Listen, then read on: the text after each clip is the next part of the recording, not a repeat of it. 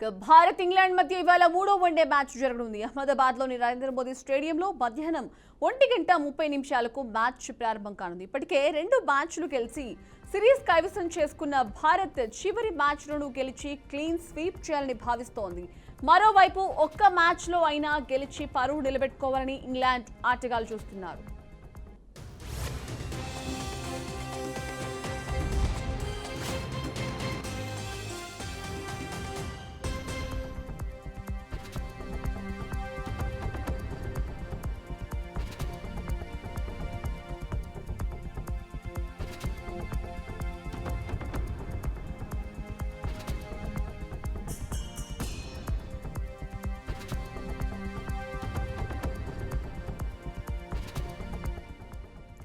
Bharat England మధ్య ఇవాళ మూడో వన్డే మ్యాచ్ జరగనుంది. అహ్మదాబాద్లోని నరేంద్ర మోదీ స్టేడియంలో మధ్యాహ్నం 1:30 మ్యాచ్ ప్రారంభం కానుంది.